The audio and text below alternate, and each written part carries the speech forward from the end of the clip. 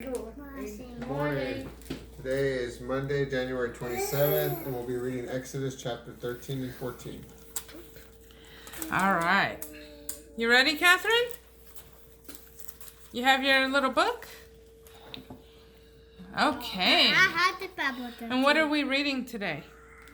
Exodus 13. The crossing the Red. I'm doing my Bible. Crossing the Red Sea.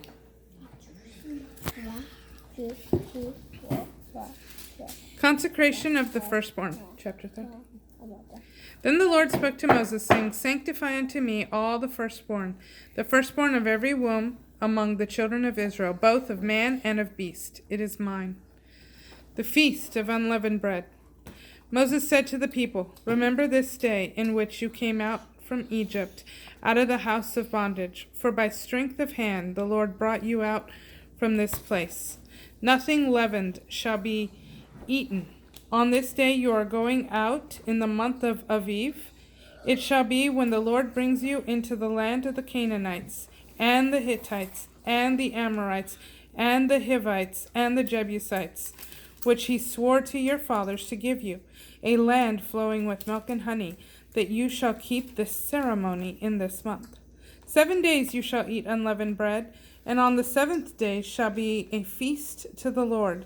Unleavened bread shall be eaten 7 days. And there shall be no leavened bread seen among you, nor shall there be leaven seen among you in all your borders. You shall declare to your son on that day, saying, This is done because of that which the Lord did for me when I came forth out of Egypt. It shall be as a sign to you on your hand and as a memorial on your forehead, in order that the Lord's law may be in your mouth. For with a strong hand the Lord brought you out of Egypt. You shall therefore keep this ordinance that is at its appointed time from year to year, the law of the firstborn. It shall be when the Lord brings you into the land of the Canaanites, just as he swore to you and to your fathers, and shall give it you, that you shall set apart to the Lord the first offspring of every womb, and the first offspring of every beast which you have. The males shall be the Lord's, but every first offspring of a donkey you shall redeem with a lamb. And if you do not redeem it, then you shall break its neck. And all the firstborn of man among your sons you shall redeem. It shall be when your son asks you in time to come, saying, What is this? That you shall say to him, With a strong hand the Lord brought us out of Egypt, from the house of bondage. And when Pharaoh stubbornly refused to let us go, that the Lord killed all the firstborn in the land of Egypt, both the firstborn of man and the firstborn of beast. Therefore I sacrifice to the Lord the first male offspring of every womb, but all the firstborn of my sons I redeem. It shall be a sign on your hand and as frontlets on your forehead. For with a strong hand the Lord brought us out of Egypt. The route of the Exodus. Now when Pharaoh had let the people go, God did not lead them through the way of the land of the Philistines, although it was nearby. For God said, Lest the people change their minds when they see war, and they return to Egypt. Therefore God led the people around through the way of the wilderness of the Red Sea, and the children of Israel went up prepared for war out of the land of Egypt. Moses took the bones of Joseph with him, for he had made the children of Israel solemnly swear, saying, God will surely attend to you, and you shall carry my bones away from here with you. They took their journey from Succoth and camped in Etham on the edge of the wilderness. The Lord went before them by day in a pillar of cloud to lead them along the way, and by night in a pillar of fire to give them light, so that they might travel by day and by night. He did not remove the pillar of cloud by day or the pillar of fire by night from before the people. Crossing the Red Sea. Now the Lord spoke to Moses, saying, Speak to the children of Israel, so that they turn and camp before Hiroth between Migdol and the sea, before Baal Zephon. Opposite you shall camp by the sea, for Pharaoh will say of the children of Israel, They are confused in the land, the wilderness has shut them in.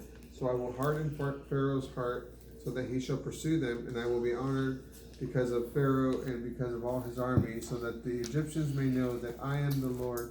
And they did so. And it was told the king of Egypt that the people fled, and the heart of Pharaoh and of his servants was turned against the people. And they said, Why have we done this? Why have we done this, that we have let Israel go from serving us? So he made ready his chariot and took his people with him. And he took 600 select chariots and all the chariots of Egypt and officers over every one of them. The Lord hardened the heart of Pharaoh, king of Egypt, and he pursued after the children of Israel.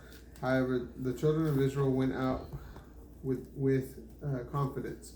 But the Egyptians pursued after them, all the horses and chariots of Pharaoh and his horsemen and his army, and overtook them, camping by the sea.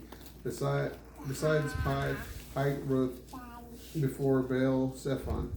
When Pharaoh drew near, the children of Israel lifted up their eyes, and indeed the Egyptians were marching after them, and they were extremely terrified. For the children of Israel cried out to the Lord. Then they said to Moses, Is it because there was no graves in Egypt that you have taken us away to die in the wilderness? Why have you dealt with us in this way, bringing us out of Egypt? Is not this the word that we spoke to you in Egypt, saying, Let us alone, that we may serve the Egyptians? For it would have been better for us to serve the Egyptians than to die in the wilderness. But Moses said to the people, Fear not, stand firm, and see the salvation of the Lord, which he will show you today. For the Egyptians whom you have seen today, you shall never see again. The Lord shall fight for you while you hold your peace. The Lord said to Moses, Why do you cry out to me? Speak to the children of Israel, so that they go forward. And as for you, lift up your rod and stretch out your hand over the sea and divide it. Then the children of Israel shall go on dry land through the midst of the sea. As for me, surely I will harden the hearts of the Egyptians, so that they shall follow them, and I will be honored through Pharaoh, through all his army, his chariots, and his horsemen. Then the Egyptians shall know that I am the Lord, when I am honored through Pharaoh, his chariots, and his horsemen. Then the angel of God, which went before the camp of Israel, moved and went behind him, and the pillar of the cloud moved before them, and stood behind them. So it came between the camp of the Egyptians and the camp of Israel, that there was a cloud and darkness to them, but it gave light by night. Therefore the one did not come near the other the entire night. Then Moses stretched out his hand over the sea, and the Lord caused the sea to go back by a strong east wind all that night, and made the sea dry land, so that the waters were divided. The children of Israel went into the midst of the sea on the dry ground, and the waters were a wall unto them on their right hand and on their left. Then the Egyptians pursued them and went in after them into the midst of the sea, even all Pharaoh's horses, his chariots, and his horsemen. And in the morning watched the Lord look down on the army of the Egyptians through the pillar of fire and of the cloud, and threw the camp of the Egyptians into confusion.